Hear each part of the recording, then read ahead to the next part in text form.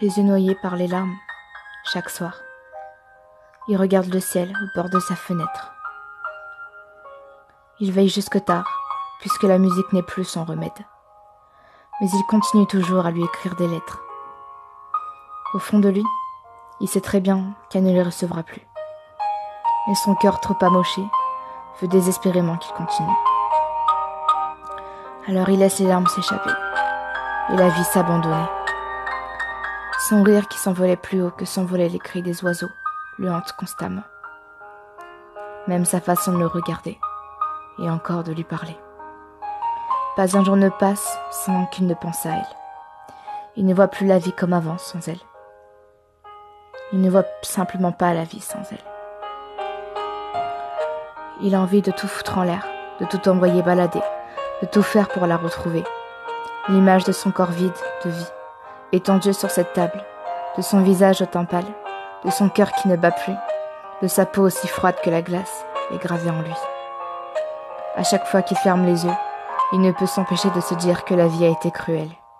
Vraiment odieuse, qui ne la pardonnera jamais de lui avoir enlevé la bouffée d'oxygène qui lui avait donné une raison de survivre.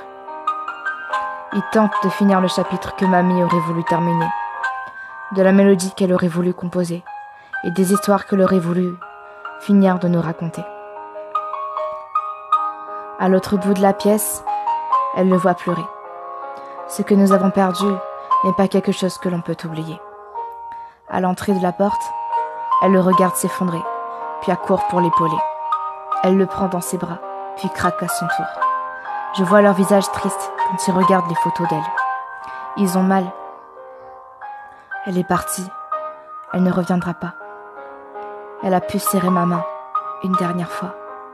J'ai pu la voir me sourire une dernière fois. Prononcer dans un souffle mon prénom une dernière fois. Me regarder une dernière fois. Elle ne voulait pas partir. Personne ne le voulait d'ailleurs. Aujourd'hui, les secondes s'écoulent, le temps passe vite, mais cela me semble interminable. Ils attendent toujours que la douleur devienne dérisoire, et même le temps ne peut effacer des entailles comme celle-là.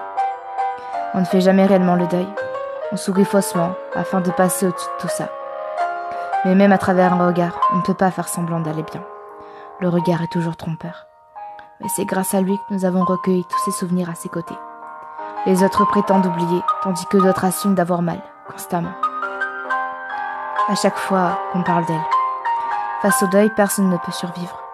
Une partie de nous reste accrochée à la personne partie trop tôt.